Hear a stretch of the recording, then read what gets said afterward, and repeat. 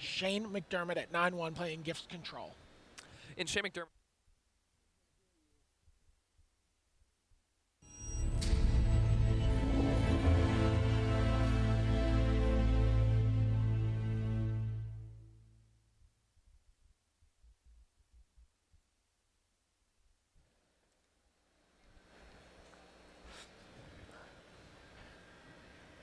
All right, so another interesting thing about Shane's deck, he has 4 copies of Lingering Souls. That's a card that has really been the breakout card this weekend. I'm going to rewind for a second. Welcome Yes. to round 11 of Grand Prix Chicago. It's modern format. I'm Brian David Marshall. I'm here with Jacob Van Lunen. He can't wait to get to the action to show you this battle between Gifts Control and Jund. And now, what I was just saying was that the Gifts Control deck is playing Lingering Souls, which is the big breakout card this weekend. We see that Brian Kibler has added that card to his green-white deck. It's definitely pushed it over the edge. He's playing 4 copies of Gavany Township, or it might be 3, but 3, Yeah, 3. okay. But definitely very strong with that card. We've seen it just be a complete game breaker for him. The Channel Fireball guys have added Lingering Souls to their Jund deck, and that seems to be working out really well for them. Every match we've watched them play, Lingering Souls has been a huge card for them. And here we see it in a Gifts Control deck. So it seems like Lingering Souls was the place to be. Shane McDermott leads things off in the Marsh Flats and passes the turn over to Ryan Dilgert. Let's see what Ryan has here. Ryan leads things off with a Deathrite Shaman. Deathrite Shaman, arguably the most impactful card from Return to Ravnica at this point in time. Definitely the most impactful card in the modern format. It does so much. It's a 1/2. It's very easy to cast, green or black. With fetch lands in the format, it acts as, Bird of Paradise. It can also be used to stop Snapcaster mages. It can be used to, get Unburial Rites targets out of people's graveyards. Just remove Lingering Souls from people's graveyards. It's just a card that does absolutely everything. All for 1 mana. Of one of 2 types of mana. Yeah. Yeah, it's accessible to, almost any deck that wants it, really. Yeah. Especially in a format with fetch lands and shock lands where you can just, really support it pretty easily, even off color. And, we see how dangerous that Deathrite Shaman is. Shane McDermott, path to exiling a 1 mana guy on turn 2. Well, again, Shane McDermott's playing Gifts deck. He does not want Deathrite Shaman. He has learned over the course of his 10 rounds of play that Deathrite Shaman is not a card that can be suffered to live. Yeah, Okay, so, ooh.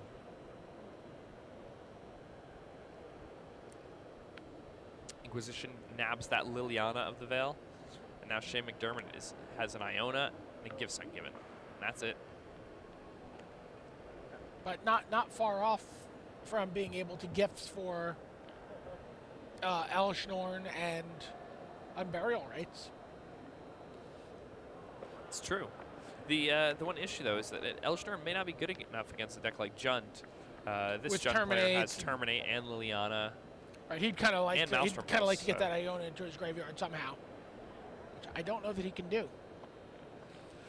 He could have Liliana'd it into the graveyard, but the Liliana is no longer for this world. There's Thoughtseize. That's going to take the gifts. So Shane McDermott. It looks like Shane Mulligan pretty aggressively in this game, right? Doesn't seem like he had a full 7. I'm not even seeing 7 cards.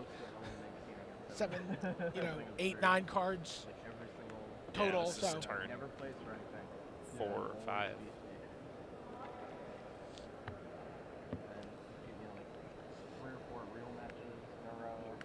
Ooh, and a Dark Confidant now.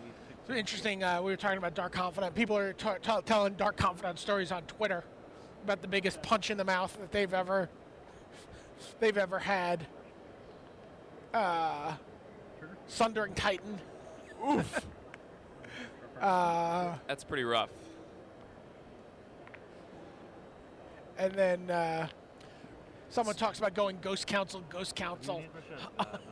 on back-to-back turns. You can't even cast the second one. All right, so Dark Covenant starting to churn out a little bit of card advantage for Ryan Delgert here. One of the few times we've seen it, sort of go unchecked. Yeah, I mean this I guess is the one of the first games we've seen the Confidant not get killed, and I believe it's the third game we've seen this happen, and every game so far where the Confidant was not killed, the Confidant assured a victory. So give you some idea of the power level of that card. So McDermott's drawn a Gifts Ungiven. So it'd be interesting to see whether he goes the traditional gifts package here. Gets 4 cards that are sort of equal, that prevents sort of like creates a Chinese finger trap, that there's no real good answer for you. Or he simply chooses 2 cards. That's what he does. He just goes and gets Unburial Rites and Elish Norn. You don't have to get the full 4 cards. You can get up to 4 cards. And the opponent has to choose 2 of those cards to go to the graveyard. So by only getting 2 cards, you automatically guarantee that those 2 cards go to your graveyard. And if they're Unburial Rites and Elish Norn, well, then you're going to be able to spend 4 mana and put an Elish Norn into play, or an Iona into play a turn later. Well, technically, it isn't up to 4 cards. It's 4 cards that have a qualifier on it. And since you're searching a private zone, Oh, sorry. you don't have to be able to find Right, 4 okay. cards with different names. Okay, thank you. You're welcome. Rashad clarifying things for us. Rashad, a former high-level judge. He used to be the judge who, during the Pro Tour Top 8s, called the action.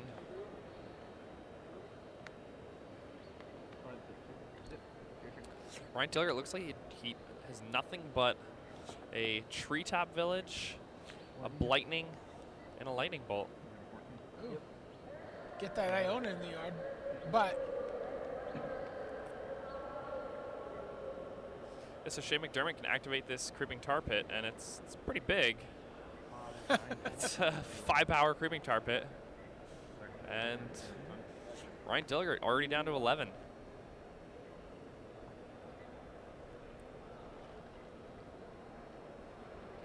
He's going to need to find some way to beat this.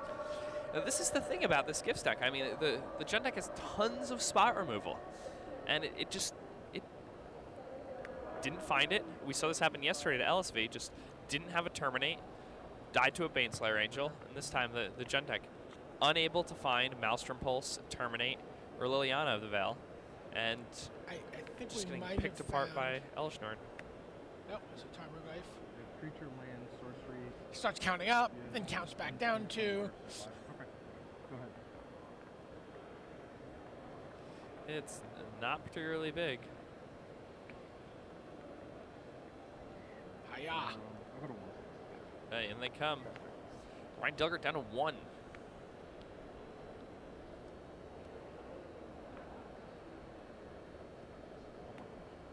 And that's it. Well, that was Elish a Norn.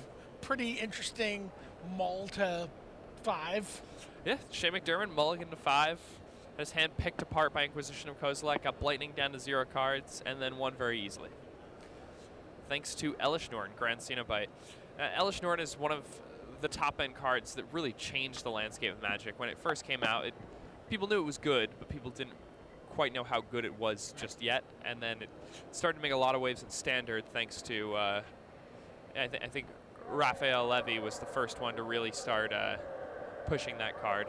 So here we get Hard. a quick look in at Tim Landau versus Josh Hunter-Layton. Tim Landau's on your left, and he is playing Jund. And he's playing against Spirit Jund, played by Josh Hunter-Layton. And we may even be, Landau may also be playing a similar deck. Let's take a look.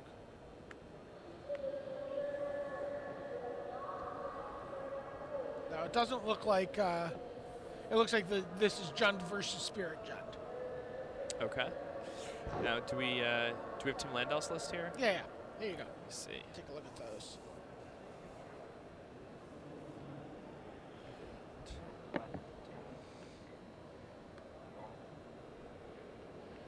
There you Ooh, see he has sewing salt in his sideboard.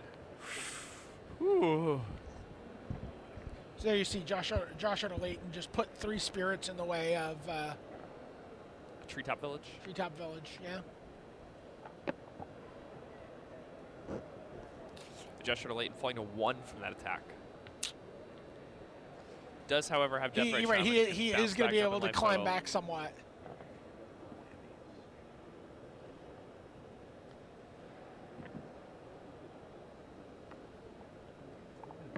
He has something. Is it a Liliana?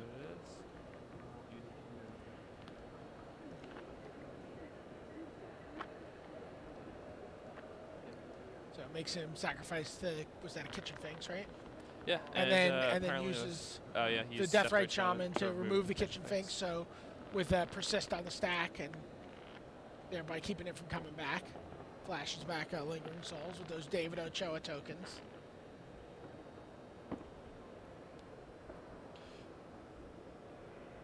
Joshua Layton at 3 now, up from 1. Deathrite Shaman not quite as dangerous because he can start gaining life with his own.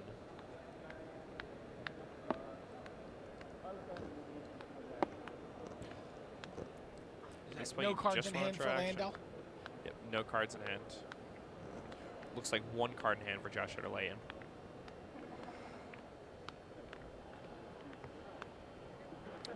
It's funny, when we first switched over to this game,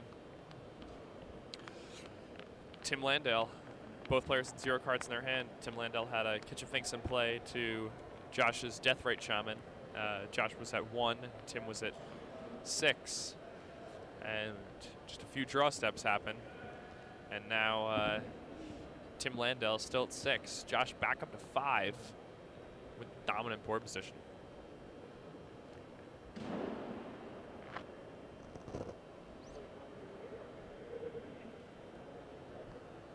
Tim hoping that he can find a lightning bolt or a blightning here. That could win him the game outright.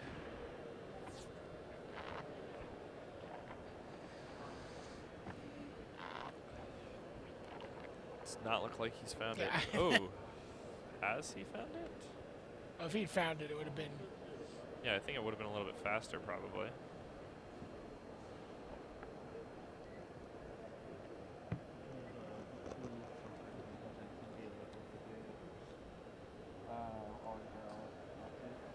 All right.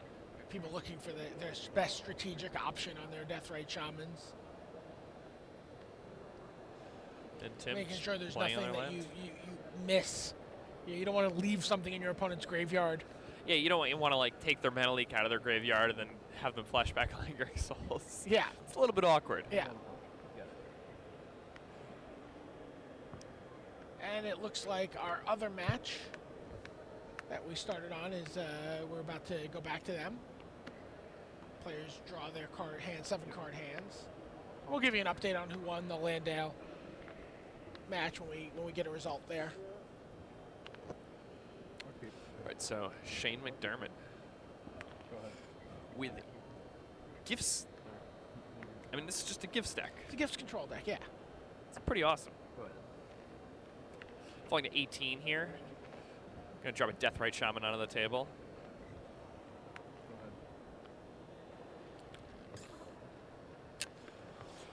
Draws a Lingering Souls. Looks like he has some Marsh Flats. Going to be able to cast the first side of that Lingering Souls right away, if he so desires.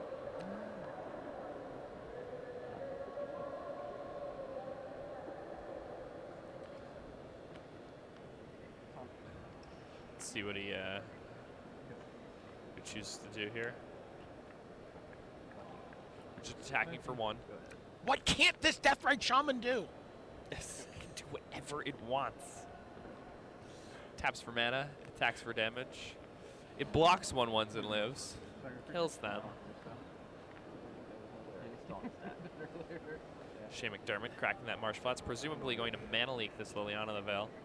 Grabbing a Watery Grave. That was some Yeah, I nasty guess. looking die that Ryan had. You're responding to Liliana. That Liliana is gone. thing is just hideous looking. I've never It's had like a- this kind of reaction to a To a dice before? dice before, yeah. And that's the goal. That's how you get to 10-0. Yeah. Shock and awe. Just gross, disgusting dice.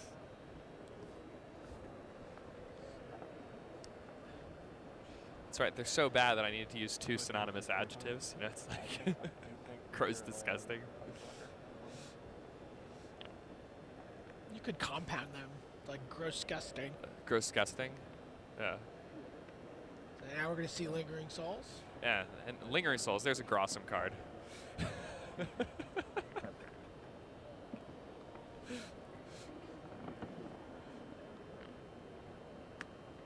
Ooh, and we have Shane McDermott perhaps revealing when he started playing games by his choice of tokens. and I mean, for those of you who played that game, the one on the top there, very good. Is that when you started playing games, Jake? Scyther? No, I switched from Magic to Pokemon for a little while because all of my friends were playing it. It was one of the worst decisions I've ever made in my life. Sounds about right. Magic is a very good game. Pokemon was a fun game too, but There's Fulminator Mage taking out Watery Grave. Shea McDermott continuing to be aggressive here. Is that Vault of the Archangel? It is a Vault of the Archangel. It's a grave pact when you have those Lingering Souls. Yeah, oh, by the way, I'm activating. Oh wait, no. Well, yeah, Lingering Soul. Wow.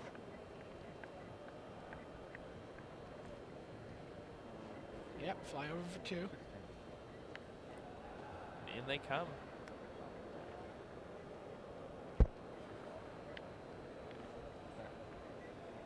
No board sweepers for the. Judge comes over and says, "Let me show you Says no. how this works." There we go. This is not a Poke battle.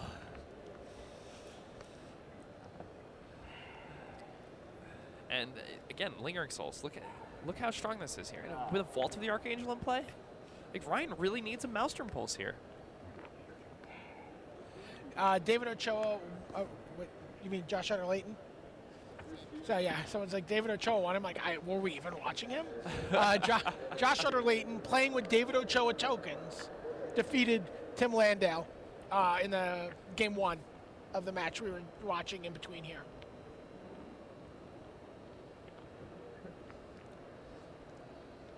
So another Fulminator Mage. He's like, you can have your vault.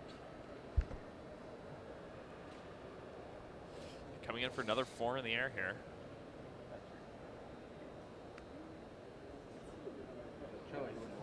Surprised he didn't send those Death Ray Shamans. Yeah, I'm a little surprised as well. Run that blood red way earlier. Yeah, I don't know what it is about it. So like, I've definitely beaten you in the league. Go ahead and dismembers the Confidant. Ever beat me. And now he can't send those Death Ray Shamans. Treetop Village holding down the ground. Actually blows my mind. Yeah, I have like the highest win percentage of anyone in Team Grass. Yeah. Let's see. It's Lingering Soul, Snapcaster.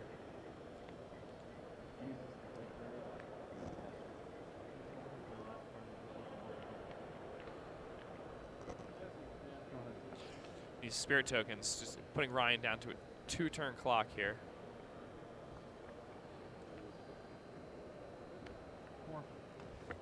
Ryan now down to 4. Double Deathrite Shaman in play. That's a scary place to be. Yeah. And yes, there's a Mana Leak and a Dismember. So even if Ryan is able to draw that Maelstrom Pulse, still going to have some trouble here. Plan of working is not it, yeah. Writing or? No, I work full time. Okay. And it looks like he did, What do you do? I'm but it's probably a turn too late. Actually, something really exciting that water dude. I don't know too much about that stuff.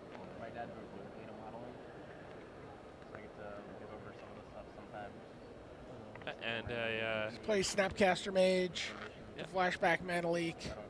And Ryan Dilgert extends the hand. He's taken his first loss of the weekend to go 10-1. Shane McDermott advances to 10-1. So gifts controlled. it gives control at 10-1.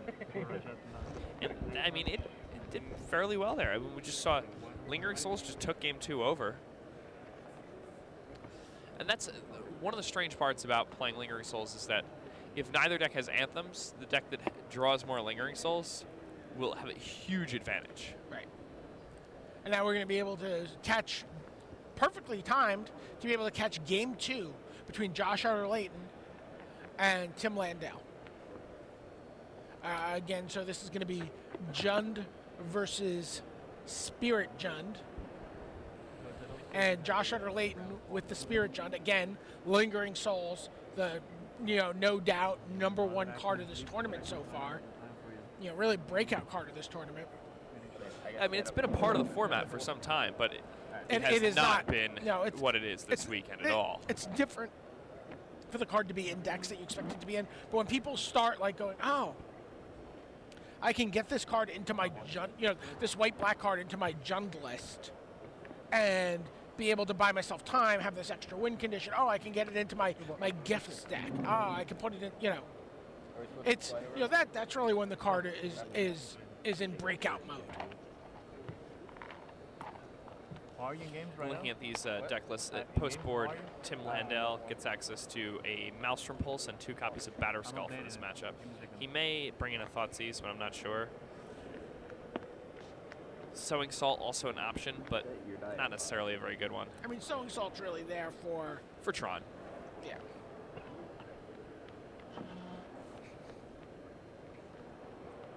Against Tron, it's not that bad.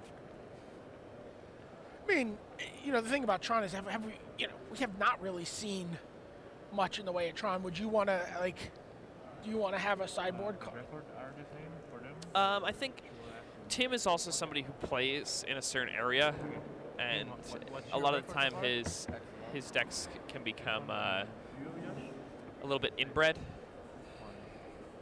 So also on Magic Online, maybe Tim's the type of guy who might have played 5 matches with his deck before he came here and played in the tournament, and maybe in those 5 matches he played against 3 Reb decks. Both of these players at 9-1, needing solid finishes. Maybe the top 8 of this tournament. Tim mulliganing down to 5, it looks like. And if he's down a game, that's not going to be comfortable for him here. The thing we know about Jund is, if Josh gets a little bit flooded and Tim hits the right cards in the right turns, he can win regardless of how low he mulligans. You have the option to stack your which I didn't think you would do, so I think you were So, Lingering Souls, we see it in Josh Utter-Layton's Jund deck. Lingering Souls, we see it in Gives Shane control. McDermott's Gifts Control deck. And assuming this game goes quickly, we're going to be able to show you Lingering Souls in Brian Kibler's green-white deck, doing a deck tech with him. And Brian Kibler's deck really works hard on that Lingering Souls. He has Gavany Townships, he has Wiltleaf Lieges, tons of Exalted triggers. So he can attack with a single Spirit in the air while using the rest of the tokens as chump blockers. All right, we're underway here.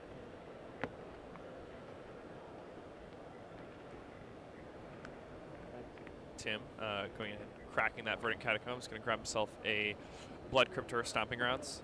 Ooh, no, just a basic Swamp. Trying to preserve his life total a little bit.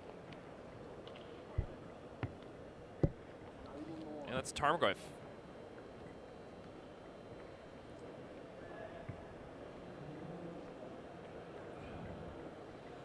Ooh, and it looks like Josh has multiple Bloodbraid Elves. As long as he's going to be able to hit these land drops, he's going to be in great position.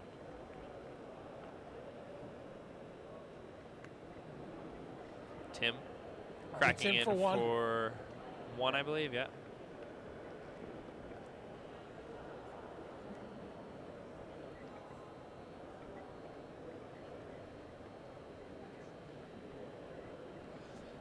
So the Blackleaf Cliffs comes down there for Joshua Layton. Squeeze that in the last window of opportunity for it to come into play untapped.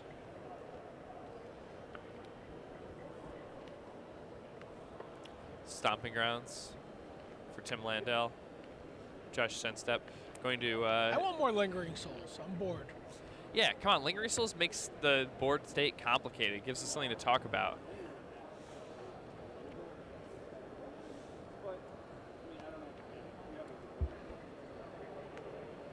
Tim cracking in for another one. Tick, tick, tick.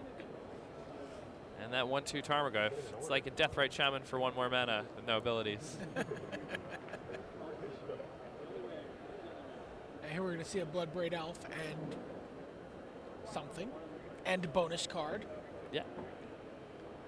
It could be anything. It could be Lingering Souls. For all we know. Sweet Zendikar Plains. Oh, it's a Tarmogoyf.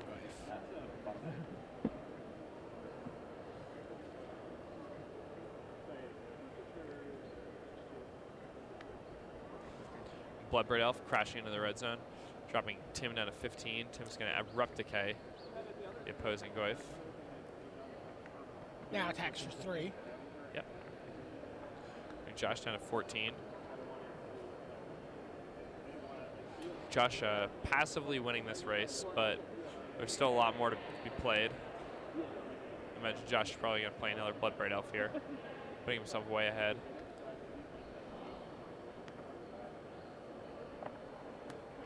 Gets a Dark Confidant. It looked like he briefly considered not playing it. That'd just be crazy. Yeah. It's not like he's playing Sundering Titan. How much do you think cost in his deck is 4?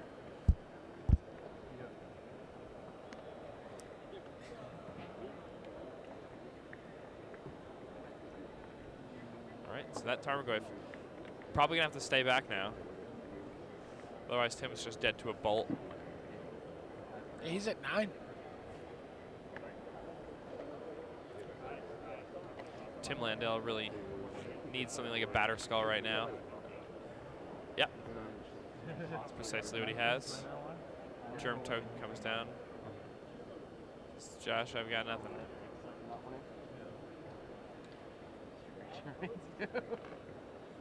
Looks like a Maelstrom Pulse. Should seal this game. All but seal it. Oh, Josh has the Maelstrom Pulse for the Batter Skull. Oh, yeah, it looks like he just drew it too. Ooh, that's very nice. Really strong here.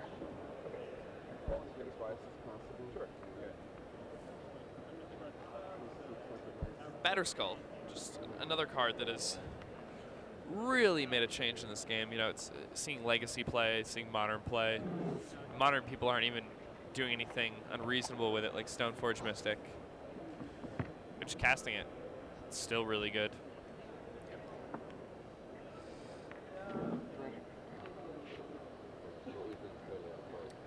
Alright, so And Lingering Souls.